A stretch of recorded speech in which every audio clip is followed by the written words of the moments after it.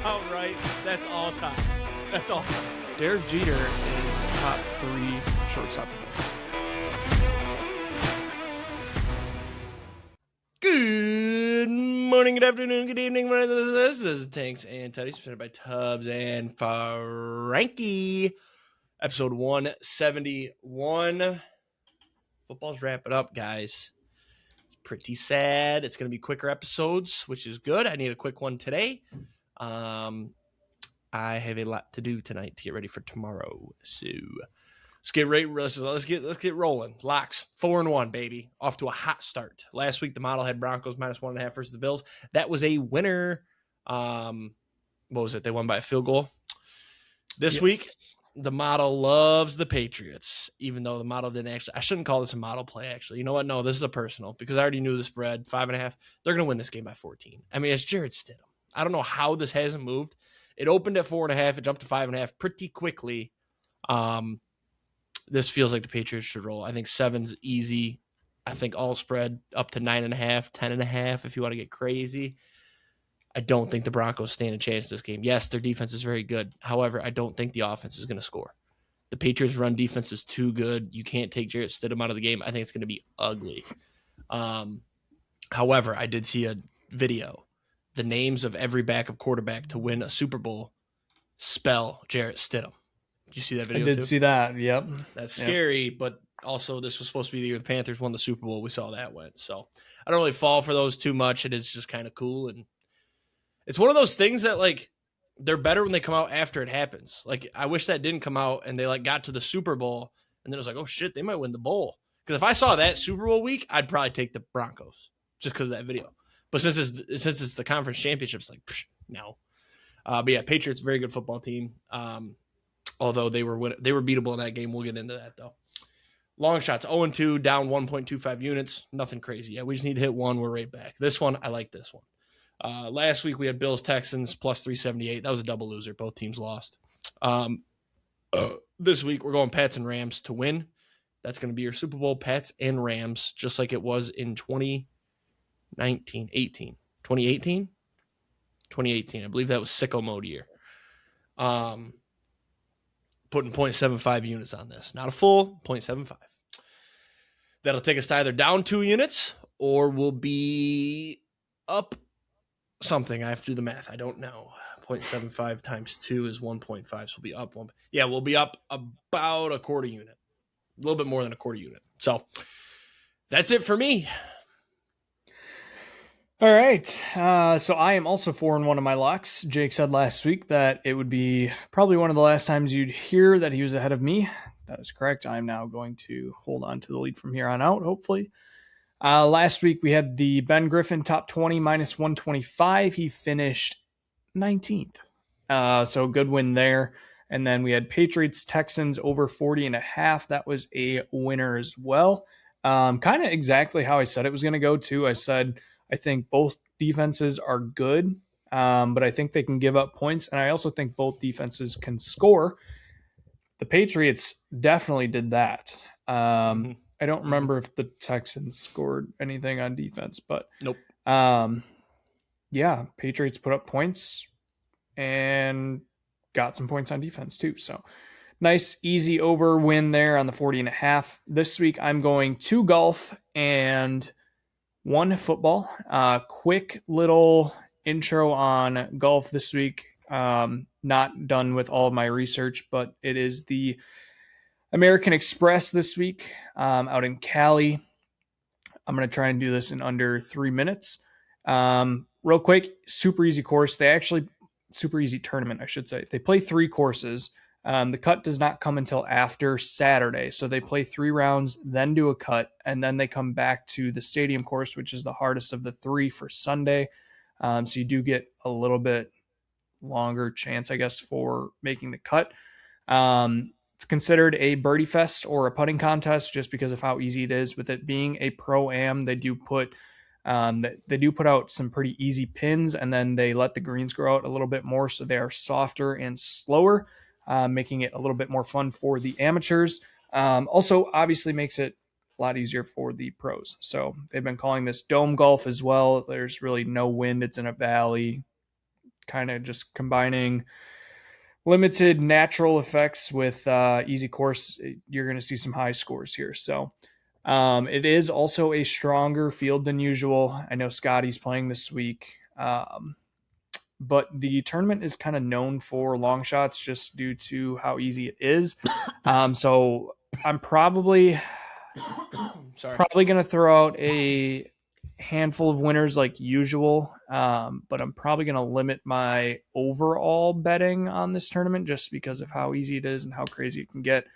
Recapping last week real quick, it was not that great. Did not hit a winner. I will say I posted all my picks to Twitter beforehand. I did put out some live hedges on Saturday morning on Davis Riley and Ryan Gerard. Davis Riley was a tough loss. He was, I think, like 8th or 9th when I bet on him. Took the lead Saturday. Sunday morning was coasting for the first 5 holes and then fell apart and finished 6th. Ryan Gerard ended up finishing 2nd, so those were tough beats. Either way, if I would have hit any of those, would have gotten me some profit.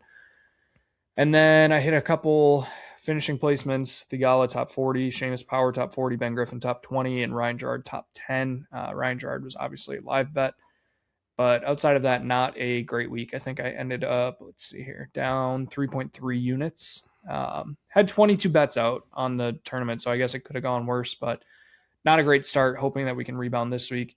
With that being said, this week I'm going JT Poston, top 40. Very good putter. Been playing pretty decent, has really good course history.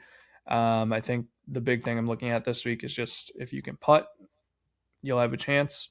So JT Poston, top 40, minus 115. And then going back to Ben Griffin, this is strictly just he's playing really well. Yes, he finished 19th last week, but I think that was actually a bad performance for him. He played pretty well on Thursday and Friday. Saturday, not so great.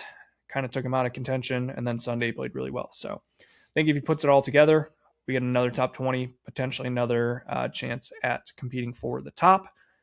And then for my football bet, I'm going to go the Pats minus 4.5. I did grab this as soon as it opened. It is up to 5.5 now. But I still think 4.5 on Hard Rock. That's why I switched mine. Oh, I bumped mine down to 4.5. Okay. Yeah, I think the Pats cruise in this game. I'm not going to bet on Jared Stidham keeping a close game in a conference championship. No thanks. I don't understand how this isn't 7.5. I get road game, Denver, whatever, but it's Jared Stidham. He hasn't started a game since 2023. Yeah, and I thought for sure it was going to shoot up. Granted, when I grabbed it at 4.5, it was up to 5.5 within 30 minutes, but it hasn't moved off 5.5, which is really weird. I actually want to look and see real quick. So I have Sportsline, and they track when it moves odds. It actually shifted back and forth today, this morning, from 5.5 to 4.5, and then a couple minutes later back to 5.5. But other than that, it hasn't really moved that much. It's kind of been bouncing, so that's weird. I think by game time it probably gets up to 6.5. So long shots, 1-4, down 0.55 units, so just over half a unit. Bad week last week. I will put that out there. It was god awful. Nico Echeverria, plus 4,500 to win. I think he finished. Let's see, I have it up here. Damn near finished. Last. He got cut. Yeah, it was bad. Just a horrible showing from him. I'm not really sure what went wrong. And then JJ Spawn, not bad. He also kind of fell apart later in the week. Finished 40th, 5 under, not good. And then Sahith, top 20 at plus 300. He actually had a good week. I finished 31st, 6 under. Slow start, which kind of blew it for him. But I think if he would have put it all together, we would have had a good shot there. So 0-3 last week, hoping we can bounce back. This week I'm going, yes, there will be a playoff at plus 400 and winning margin to be one shot. That is plus 215. Both are going to be half units. I looked at some of the course history on this one, and I think, if I look here correctly, last couple of years, 2 shots, 1 shot, 1 shot, 2 shot, 1 shot, 2 shot, 1 shot, playoff, 1 shot, playoff. A lot of 1 shots, couple playoffs in there. I think this probably stays close with it being a stronger field than usual. So yeah, as long as we don't get anything more than 2 shots, you do get a win here. I will say, if you go under winning margin, there's winning margin 1 shot, winning margin playoff, and winning margin 2 shot. You have to go to, this is on DraftKings also. You have to go to like the tournament specials and find, will there be a playoff? It's plus 400 there, but if you go to the winning margin playoff, it's like plus 380. So you get a little bit more on yes, there will be a playoff under the specials. So my other 2 long shots, real quick. JT Poston top 30. I already had the top 40 at minus 115, so we'll take the top 30 at plus 150 for a full unit. And then Harry Hall top 30 for plus 115 for 1 full unit. Quick little thing on Harry Hall. He is one of the best putters on tour, and he finished 6th last week. Putting was phenomenal last week as well. I'm just taking a guy who's hot and who's played recently. So Harry Hall top 30 plus 115. JT Poston's not even on here. Oh, there he is. I was going to say. Oh, you're doing top 30. Sorry, I was looking at top 20. Ooh, wait a second. Yeah. The other thing. You can't do top 30 on DraftKings or what? Yeah, you can. So you have to go to tournament. And then finishing position. Oh, that's not it. Where did it go? Last week it was really weird too. Oh, outrights. And then there's top 30, top 40. Oh, outrights. Also, if top you go 30. So if you go under the popular tab and then do top finishes, that includes ties. So that's like, if you say if you took top 20 and they finished tied for 20th, then your payout gets cut down. Yeah, whereas if you go to outright and you do top 20 and they get tied 20th, I don't believe that cuts your payout at all. Gotcha. And it's better odds, which is really weird. I'm just tailing all of these here. I'll post my card again tomorrow morning. Doesn't tee off until 11:30, which is nice with these West Coast ones. So last couple weeks. Oh, couple names I'm keeping an eye on this week. Patrick Cantlay. He is obviously a slow golfer. We know that. With the Pro-Ams, these rounds are already going to take forever. So I think this kind of plays into him playing well here. And also with it being a shallower field, he'll be towards the top. And then Will Zalatoris is back. And I'm probably going to sprinkle on him because he's played really well here. No.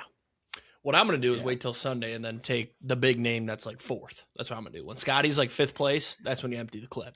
So I honestly, my hedges worked really well. Obviously, Ryan Gerard at 2nd and Davis Riley falling apart. I think I might have found a new way where I just put out like a unit and a half worth of winners beforehand. And then come the cut, I just look at like the strokes gained for the first 2 rounds and see who's playing the best. And it kind of tells me a lot because like Davis Riley and Ryan Gerard weren't top 10 picks on the outrights going into the cut. And they both finished top 10, well, top 6. So might be a new way for me. All right, you want to talk some football? Sure. Let's start with the bad games. Seahawks Niners. That game was boring. It was a blowout. Seahawks won 41-6. The only point I have on this game is that the Seahawks looked a lot better than I expected. But Charbonnet tore his ACL. And they weren't able to make Sam Darnold throw because they were averaging 8-9 yards a carry. Kenneth Walker had a day. That was cool to see. Yep. But I feel like if the Rams can make Sam Darnold beat them, they might get that pumpkin game where he throws 4 picks. So hopefully they commit to the run. And then that's the thing. Commit to the run, throw a safety on JSN, and you're going to make Sam Darnold have to read a defense. He's going to shit his pants. Yeah, but Shaheed is starting to... Shaheed hasn't done anything on offense. It's all special teams. Yes, he's awesome on special teams. I hope he enjoys the Devin Hester treatment because guess what, buddy? Nobody's kicking to you anymore. It's going out the back of the end zone. That was an awesome return. Also very cool. That stadium erupted. They were loud. Yeah. So I think it'll be a great game. I'm glad we got one. on this Seahawks-Niners game, the whole Kenneth Walker thing is interesting because I feel like they were trying to push Kenneth Walker out and be like, yeah, we're probably going to be moving on from this guy. Like, Sharp seems to be our guy. Right. And then it was like, well, He's still good. now we're forced into this, and actually he's really fucking good. Well, and he's healthy. I feel like he hasn't been his healthy contract in a long time. up too? I have no idea. Not a clue. I don't think I so. think his contract is... I don't know, but I think he's going to get... They should keep the two-back system going with Charbonnet. It works so well for them. Yes, it's annoying for fantasy, and I had Walker, I had Charbonnet, but it's like it works really, really well when you know how to use it. Yeah, no, I mean, I really like Kenneth Walker, so... Sharps is good too on the goal line. Like it's, I love betting on their games and just picking one of them to get a touchdown. Because once they get down to that goal line, you're like, who's it gonna be? Is it my guy or my? Gotta be one of them, yeah. So yeah, that game was kind of a snoozer. All the other games were pretty good. The next bad one, I'd say, was Patriots Texans. Although it wasn't bad. I mean, it was close at times. It was just another C.J. Stroud horrendous performance. He cost his team the game. I don't understand what happened. The O-line didn't look good either. Like, there was a lot of pressure. But he just makes some dumb ass throws. Yes, like that one pick six. Bro, just take the sack. Like, your defense is so good. If he he was getting tackled and he just threw it up in the air. Yeah. Yes.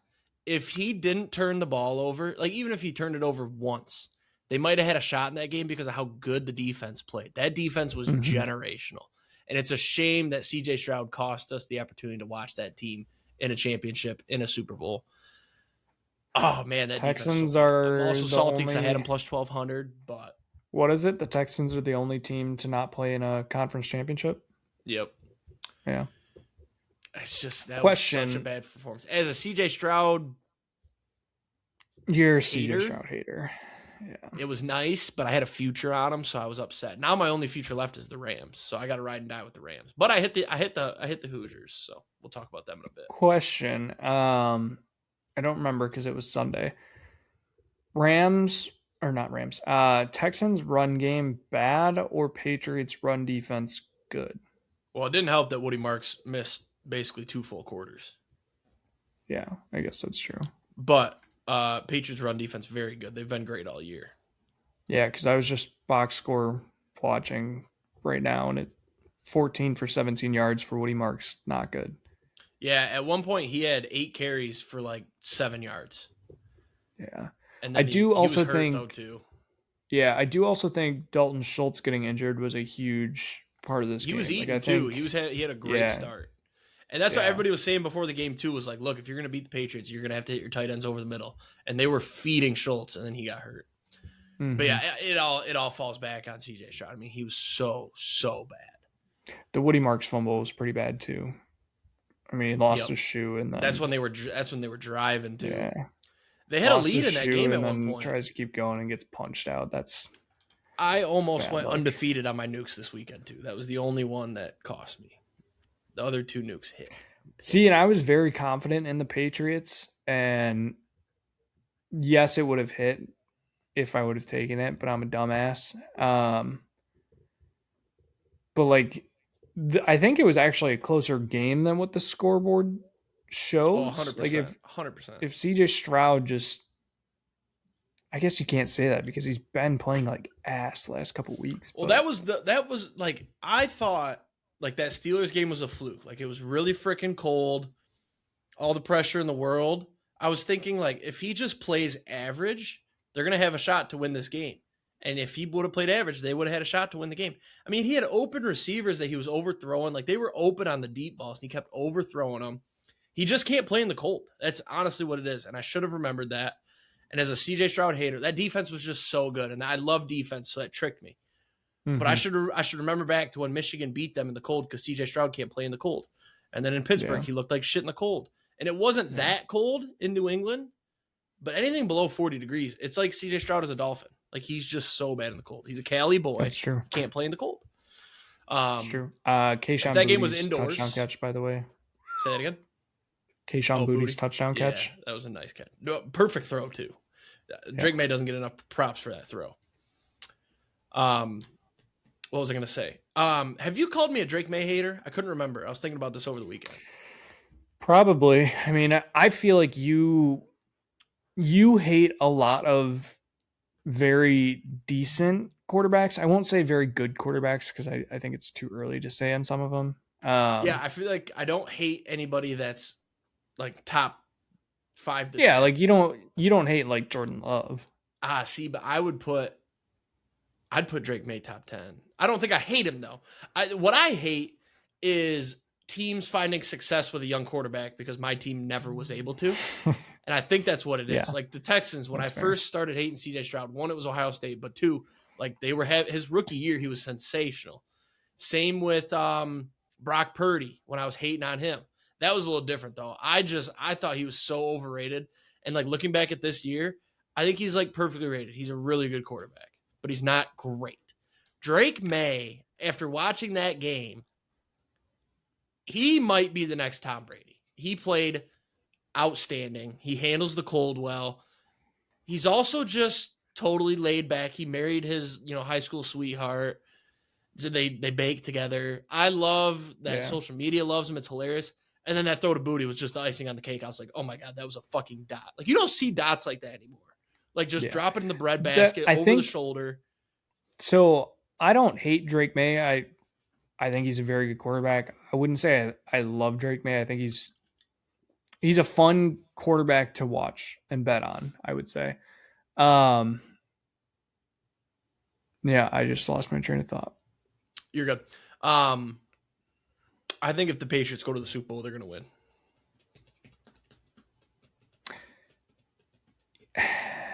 I think it really depends. I think Seattle's defense such a good coach. could kill them. I don't know. I think Houston's defense is better than Seattle's, and they were able to score. And like his defense is good too. That's fair. I think that game, fair. if it was Seattle, New England, I'm literally looking. I'm going, who's got the better defense? I'm like, who's got the better defense? And it's going to be New England. But if you were starting a franchise, would you rather have Drake May or let's say I'll start with my own quarterback, Drake May or Jordan Love? I would say Drake May. Okay, that's fair. Drake May or I feel like this is too easy. Trevor Lawrence. Yep, that's Drake May. Here's where I would go. I'd say Drake May or Mahomes. Wow. I mean, I guess based on age, I think Drake May was better than Mahomes this year. Mahomes looked like bad, and then he got hurt. Yeah, he's getting old. So obviously, age is a huge factor there. How about Drake May and Lamar? I think I'd take Drake May.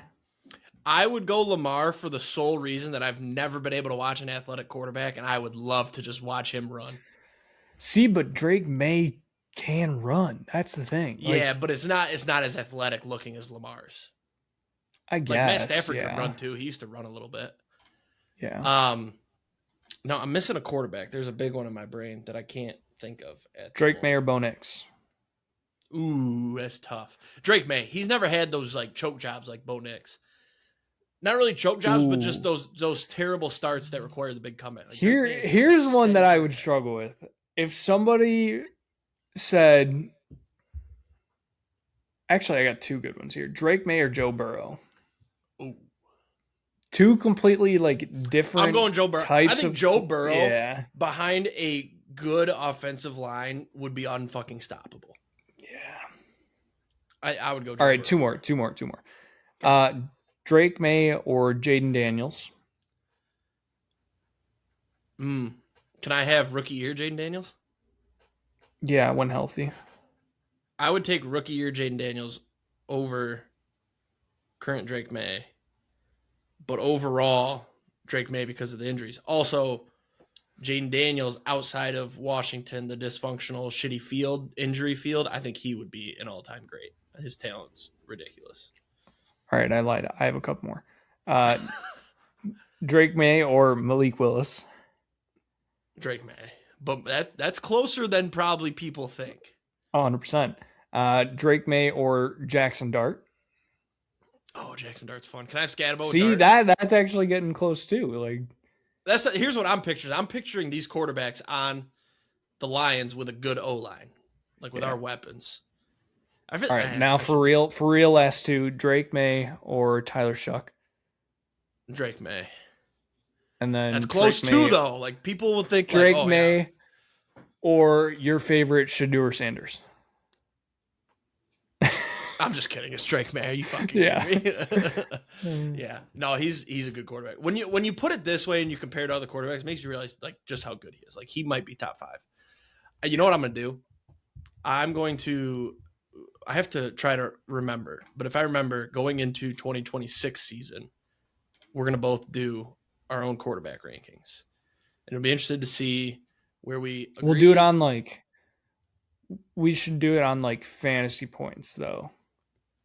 So we could say that we have our own fantasy we're going to rank it based rankings. On if I couldn't have my current quarterback, which quarterbacks would I want? Okay. Because we both know, I love Jared Goff. You love Jordan Love. Like, so they're going to get on that list, but you can't put them 1. So for those guys, you have to rank them on talent. Like I'm probably going to put Goff. He'll probably end up 7 or 8. Like Jordan Love, I feel like he could be higher than that possibly. That's the thing. It'll be fun to see like, well, also, like, there's a million things to rank off of. So I'm going to go overall. Like, I'm going to take into account, like, how did they do this year? How's their career been? And, like, would I want them on my team? Like, obviously, Shedeur Sanders is going to be 32. So we can get that one out of the way. But I think that'd be funny. We won't have – there's no good way to rank them, but we'll just do it. Which game do you want to do next? You want to do Bills, Broncos, Rams, Bears? Which one? Let's do Bills, Broncos next. Bills, Broncos. My favorite game of the weekend. This one was back and forth, a lot of offense. I had the over. Frankie wanted the under, so that felt good. Finished 33-30. Broncos win, but I feel like we are robbed because Bo Nix snapped his ankle, and he's out for the season. It was really weird. Before we talk about the game, let's talk about how weird it was, how it was announced. Sean Payton went with the team. They celebrated, did their whole 9. And apparently it was pretty quick that he came out to press, and he's like, I just want to let you guys know right away, Bo Nix broke a bone in his ankle. He's done for the season. He's going to this surgeon in Alabama. He's getting this surgery. He's got a return timeline of this many weeks. Like, why was that so fast? Like, he was only gone 10 minutes, and you got the whole surgery plan? That makes no sense to me. Makes me feel like NFL rigged. And then the play that he broke it on, like, if you watch it, nothing that crazy happened. So I don't know if he re-aggravated. They said he's had this injury before on that ankle, or he's had that injury on that ankle. So maybe he re-aggravated something on that play and then it snapped on the kneel down. That's what's weird to me. Yeah, that's where I was most confused. Like I'd flipped on the Niners Seahawks game and I saw the notification come through and I was like, wait, what? Like how? He played the whole game. What do you mean he broke his ankle? Right. And then they're like, oh, it happened on the second to last play. So I was like, all right, go to Twitter. Let's see if we can find this video, see what it looked like. And like I felt like I saw multiple different plays where they're like, oh, it happened on this play. And I'm like, yeah. Either way, depending on like which play it happened on, I don't understand how he broke his ankle. Like what? There's nothing here. I will say though, like, I watched some of the like after the game again, and you could tell like the way they huddled around him and they all hugged, like that was really weird because it was just one playoff win. Looking back, like that looked like a dude, I'm so sorry, but great win. We're going to do this for you. And then in his post-game presser on the field with whoever, Tracy Wolfson or whatever, he didn't have any weight on that ankle. So do I actually think NFL's rigged and they did this on purpose? No. And then watching that back, it was like, okay, yeah, he probably really did break his ankle in the game because the way they all huddled around him and hugged him, like it felt weird. And he looked like he was crying. Yeah, where he had like one arm on Sean Payton and then somebody was in front of him. And I was like, that was weird. Yeah. Even in the moment, I was like, it's one playoff win. Like, that's weird. Yeah. Should have won by a lot more. Josh Allen played like shit. Speaking of Josh Allen. I wonder if he knew right away. I think he did. I feel like broken ankle, that shit's got to hurt. Yeah. Josh Allen, I love me some Joshy, but he played really, really bad. I mean, he had, 2 fumbles and 2 picks? Now, the one play, where do you sit with that Brandon Cooks catch? Everybody saw that. The defender ripped it away. It was ruled an interception. Where do you sit? What do you think? So in the moment, when I saw the play, I was like, oh, they might call this an interception. But like after watch, I feel like the longer I watch it, the more I'm like, that was a catch. That should have been a catch. Yeah. I don't like who was it?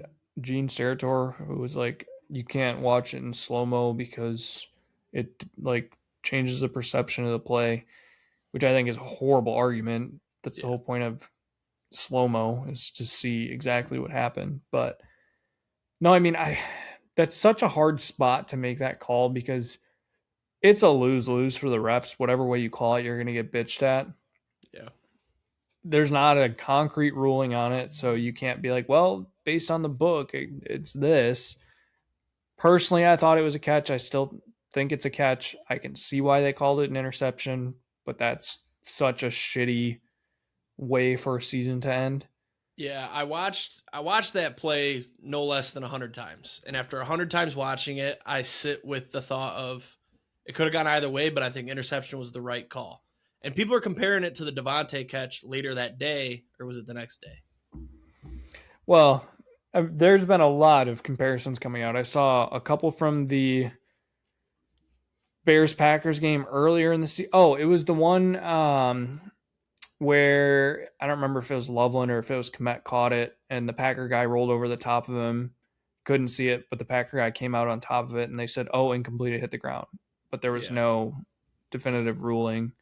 You're only seeing those because you're on Packer Twitter. Nobody's comparing to that. Everybody's comparing to it. I think it was later that day or the next day. I can't remember how the game shook out, but there was almost identical play, but Devontae Adams was down, like his knees hit, and they said that it was a football move for him to go to the ground on his knees.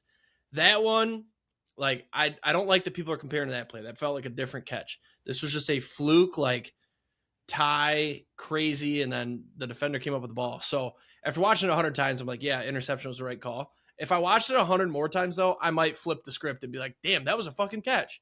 Like, it's just one of those where it's like, who fucking knows? But the Bills, I just wish we could get. It wasn't like that lost the game. They could have got a stop. Yeah.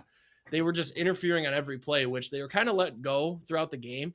But that last one, Tre'Davious White, when he took his helmet off and he's screaming at the refs, that's probably the worst one to argue on because it was a pretty clear pass interference. That was so obvious. So I don't. That's what lost you the game, is that you couldn't get a fucking stop. Yeah, I mean there were a couple. Not that play.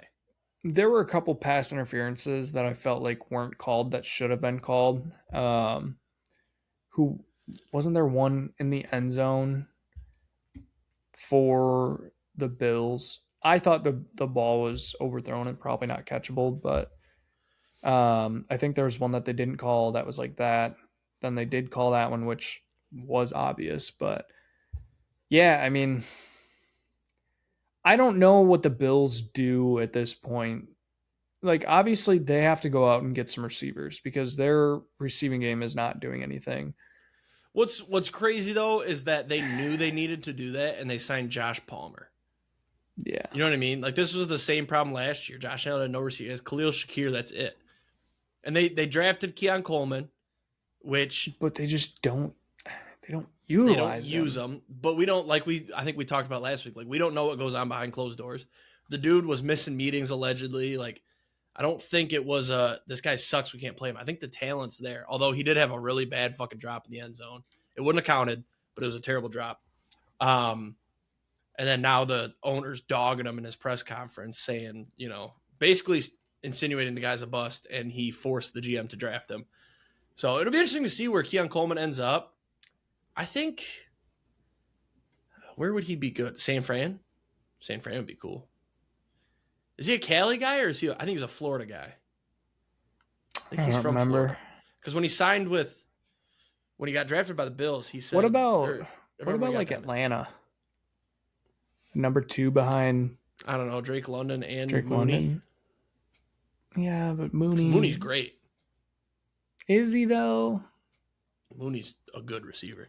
I think San Fran would be cool because Pierce Hall ain't it. Let me tell you that right now. Pierce Hall ain't it. Juwan Jennings. I disagree. I know you love Pierce Hall because he Florida boy, shot in the leg, whatever. But oh, who's shot in the leg? Oh, that's Jeremy Fierce. Where was I going with this? What about the Dolphins for Keon? Yeah, I could Number see it. 2 behind Waddle. Oh, Get to go especially back like home. you're gonna be bad for the next. They're gonna be bad for 2-3 years. Um. Oh, we gotta hurry up. I forgot. There's news we gotta talk about. Shit, we'll be fast. Bills Broncos. Anything else? No. Oh, I guess we should say that Josh Allen was apparently really pissed that he wasn't involved in the decision to fire McDermott. They didn't even ask. So possible change of scenery coming for Josh Allen. I told Frankie before the show that if somehow my wildest dreams came true and we got Josh Allen, that'd be the fastest jersey purchase in my entire life. Yeah, you asked me if I would trade Jordan Love for Josh Allen. I said in a heartbeat. Jordan Love in 2 to 3 first rounds. Give me Josh Allen. The only teams that wouldn't do it would be the Patriots, the Chiefs, just because Mahomes is one of those names. Honestly, I don't know if the Packers would do it. If the Bills called him up and said Jordan Love in 2 first for Josh Allen, I don't know if they'd do it. Yeah, they might say no. Some of those top guys, like they might not do it, but I feel like out of the Jordan Love does teams, have a big contract now, so maybe they would. Josh Allen's contract's big, or going to be big. Anyways, okay. Rams and Bears. This was a good game. I will say indoors, I think the Rams would have rolled over the Bears. I think the Bears got 100%. lucky to have the 2 seed. I think the weather helped the Bears greatly in both games. Who'd they beat in the first round? Oh, the Packers. Bears? Sorry, that was not me talking shit. I totally forgot. So the weather didn't help them in that game because the Packers are used to it. But I think in this game, it helped them keep it close because I think the Rams were way more talented. They still played great. Another crazy, miraculous, somehow, like, got a touchdown. Like, that shit was look, at first I was like, this is so fucking rigged because I forget who it was, but he just stopped playing defense. And I will say, though, I watched it back. Credit to Cole That was a Kmet push because off. First of all, push off, yes, 100% agree. But credit to him, too. He kind of faked out the defender by not really looking for the ball until the last second. But then he pushed off. But that's one of those, like, they throw that flag, like, you're in enemy territory. Like, I think they fucking swallowed the whistles because it was a Bears home game. I think if they're in LA, same situation, they throw the flag there. Because it's the opposite, where if you don't throw the flag, they're rioting. You know what I mean? Mm-hmm. But went to overtime. Rams end up winning it. Caleb Williams, bad. So he played being so on Packers side of Twitter, I see a lot of shit about Caleb Williams. Mm-hmm. And I saw a tweet I think it was today. It was either last night or today that actually made a ton of sense. And it was Jordan Love is all around a very good quarterback and doesn't get a lot of credit because most of the time he is very good, so you don't see his really good plays. What you do see is his very bad plays because when he does make a bad play, it's very bad. Caleb Williams, on the other hand, gets all this hype because he's very mediocre, if not bad, all the time. And when he makes good plays, they're really good. So those are what gets shown off. So that's why Caleb Williams gets all this hype. That's a crazy way to go about it. But I see the vision because the dude had like the NFL worst completion percentage down the stretch. I don't know if it was the full year, but down all the stretch year, for sure. And then he makes these miraculous comebacks and these craziest plays. And he's a bad quarterback, though. I think I'm safe to say he's a bad quarterback. I think if I was a Bears fan, I don't know. Though, and I don't know if Justin I'd go Fields, as far as saying bad. I'd say mediocre. Like he's a mediocre is a good word because like middle bad quarterbacks don't make those plays. Yes, you're right. Yeah. I think if I was a Bears fan, though, Caleb Williams is great because you're going to get these crazy comeback wins. You made the playoffs. You got a playoff win. You had this miraculous comeback. And you had to watch Justin Fields for all those years that he wasn't very good. Like Justin Fields was probably fun to watch, but he wasn't good enough to like win games and make you be happy. But Caleb Williams, I think I'll say it now, he's not going to win a Super Bowl. I don't think that's a hot take. And he's not a bust. I won't call him a bust. It's like you say, it's just mediocre. And I think that tweet summarizes it pretty well because he's bad a lot of the time and he makes terrible throws. But then he has that play where he scrambles, and he finds Cole Kmet corner of the end zone. I was pissed because if I thought it was Loveland, and it cashed a parlay for me if it was Loveland. Turns out he was concussed and was in the tent. So, anyways, went to overtime. Rams handled business. I'm excited for Rams Seahawks. I really am. But once again, Rams outdoors in the cold. I'm kind of thinking I might flip to the Seahawks. Yeah. Two quick things. One, if I gave you the Bears over under 9.5 wins next season, without seeing their schedule, yeah, I would take the under. And I would do that because this year, I think you can take away 4 wins if they didn't have this Bear magic. And that would put them at what? 8 and something? 8, yeah. So, I was going to set it at 8.5, but I felt like that was maybe a tad low. I could see them winning 9 games, maybe. Granted, I don't know what their schedule looks like, but think about this year. Raiders, Bengals game. That was like 2 crazy comebacks. The Packers one time too, right? Against really bad teams too. Well, the Packers was one of them. No, I'm saying Raiders, Bengals. Yeah. Terrible teams. Packers at the end of the year there. So there's 3 already, so that takes them down to 9 wins. Yeah, I'd be comfortable taking the under there because I think like Ben Johnson in his press conference today, and he said, you know, how do you feel about going into next year, blah, blah, blah. And he's like, oh, we're at the bottom again. It's time to restart. We're at the bottom. And like, I would like that if that was my coach. Like, you don't get comfortable. However, I think the ownership's going to get kind of comfortable and pinch their pocketbook a little bit. I don't think they're going to improve that defense. DJ Moore was a big part of a lot of these games too. Feels like he might be done, or he's just getting bad. He gave up on that 1 pick in overtime. Yeah. I saw a clip today too. Like Bears fans are pissed at DJ Moore, and there was a clip earlier in the year. Caleb Williams is scrambling for his life, and DJ Moore literally jogged off the field, middle of the play, and Caleb stayed alive. I think I did see that. DJ Moore would have stayed in and moved with him. They probably could have had a 10-yard gain. Caleb had to run across the field and throw a hero throw, and it was incomplete. But DJ Moore was already sitting on the bench by the time the pass was thrown. And it was 2nd down. It was 2nd and 6. Insult stats real quick. So Caleb Williams. You love this Bears loss, didn't you? Yeah, I did. Yeah, 58.1% completion percentage. Couple of quarterbacks I'll just throw out that are above him. Dylan Gabriel at 59.5. Tyrod Taylor at 59.7. Cam Ward at 59.8. Joe Flacco at 60.3. Marcus Mariota 61.2. Justin Fields at 62.7. Wow. Phillip Rivers 63%. Chris Oladukin 63.6. I don't know if he only threw the ball like 20 times. 35 for 55. Oh, okay. Granted, like most of these are guys that didn't play full seasons, but you got to scroll a long ways to get to Caleb Williams on this completion percentage chart. Yeah, I mean, I think I might have to smash their under wins next year because I think this was some sort of bullshit magic. That's the thing too. Like you got to look at the Lions took a step back. The Packers were super banged up and took a step back. I wouldn't even say they took a step back. They just had these crazy injuries. He's half a percent better than JJ McCarthy, by the way. Huh? 0.5% better on completion percentage than JJ McCarthy. Damn. I can't even say the Lions though because we beat them both times. So, speaking of the Lions, good segue, right? Are you done? Yeah, sure. Okay. We hired our offensive coordinator. I won't spend too much time on this because I know we were trying to be quick, but it looks like it's not a good hire. I'm not happy with it. Everybody that I've talked to about it, here's what I've said. I don't like the hire. They hired the Cardinals OC, which Drew Petzing. To his defense, huh? Drew Petzing. Yeah, I like the name. If he's good, it'll be fun to say that. But here's what I told everybody. To his defense, the Cardinals, he was dealing with Jacoby Brissett this year and Kyler Murray, who I don't think is good. But last year, you had Kyler Murray, who was having a good year, plus Marv, plus James Conner, and you were still lackluster. But apparently it feels like they're trying to find the next Ben Johnson because apparently he's got the mind of Ben Johnson. So I think that's why they hired this guy. Apparently, we interviewed McDaniel, and Dan Campbell loved him. They got along great, and then ownership didn't want to do it because they didn't see the fit. I fucking hate that.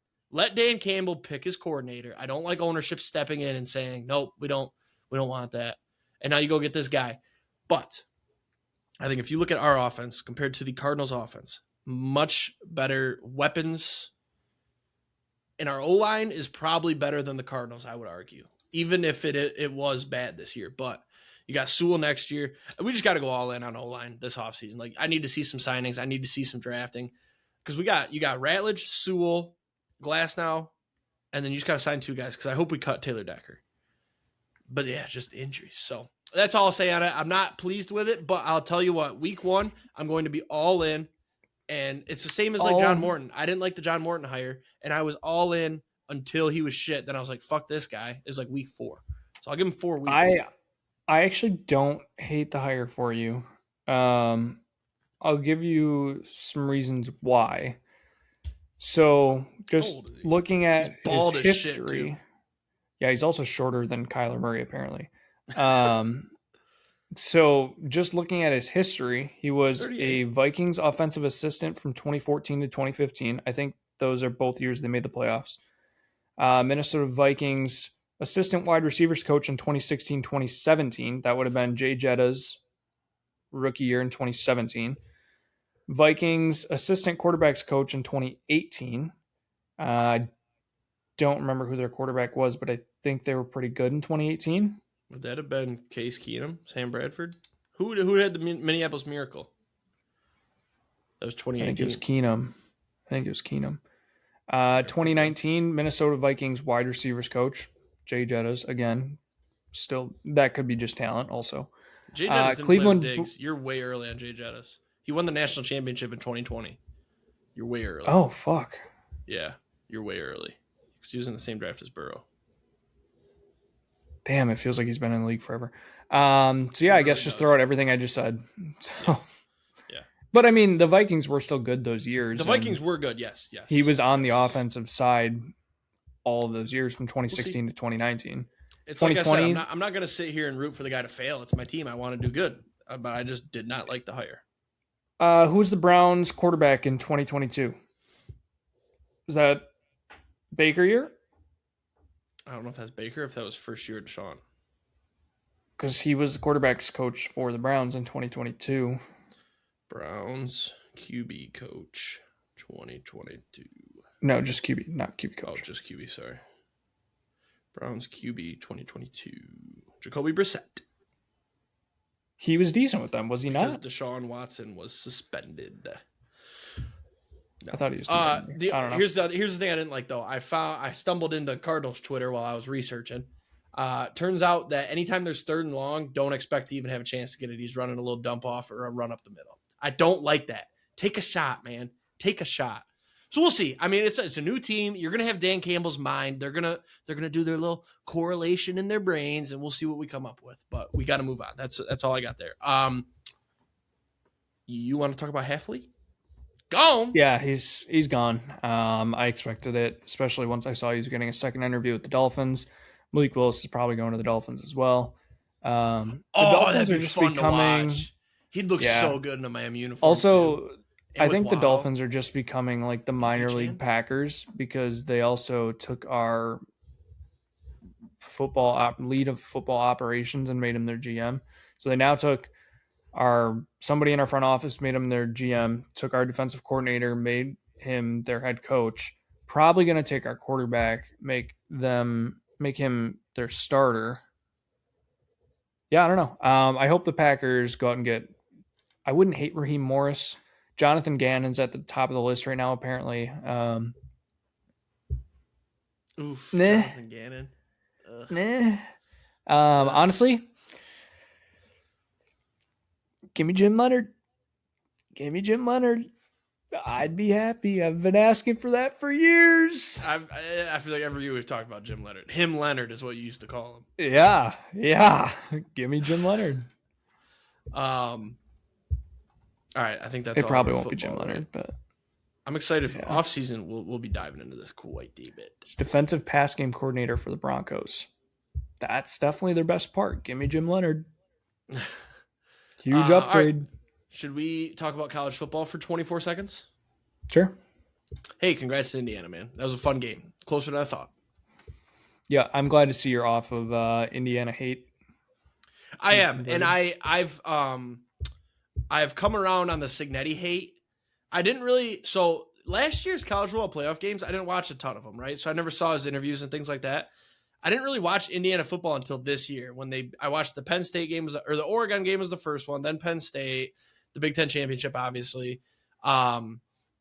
And seeing Signetti in his interviews, he's a nice guy. He's very respectful to the reporters, even his post games. I was hinging on that introduction press conference when he said, "Look me up, I win," or "Google me, I win." I hated that, but I kind of love that now, and he's not fucking wrong. Look at what he did in 2 years. He took arguably the worst FBS college football team and turned them into a winner in 2 fucking years. He's lost 1 game in 2 years. That is unbelievable. And yes, last year they had the schedule, like the easy ass schedule. They lost to Notre Dame. Guess what? Notre Dame was really good. They played last a year. They went to the legit fucking schedule this year. They played a real schedule this year. They won. They beat Signetti after the game too, when they're like, "What are you gonna do now, coach? Are you happy?" He's like, "Yeah, I'm gonna go have me a beer." That's fucking sweet, man. So I'm off the Indiana hate. Yeah. Mendoza hate though, that still rolls true. It's gonna roll into NFL. I'm sure. Corny. He's too fucking corny, man. He's too fucking corny. Couple things real quick. Did you see the thing about Mark Cuban proposing to pay? I don't know if this is real or if I got. I saw the same thing. Pay Mendoza. Pay Mendoza. Okay. I was wondering. I didn't look into it enough. Yeah. So there was that, and then Carson Beck, man.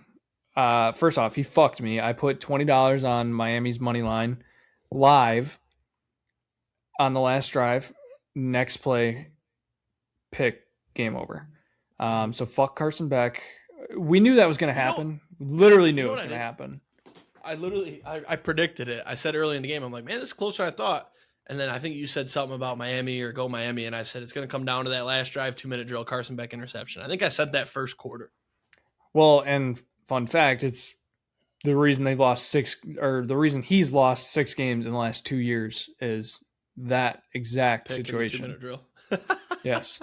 He's had the ball with a chance to win the game in the fourth quarter, last drive, and he throws an interception. This was like a real one too. I mean, they had a minute 40 down 6. Like it's not like it was like 30 seconds left and you had to throw up a prayer and it got picked. No, like they had a real chance. They were moving the ball. You get the clock to stop too. Like a minute 40 in college is like 3:30 in NFL because the clock stops after first down.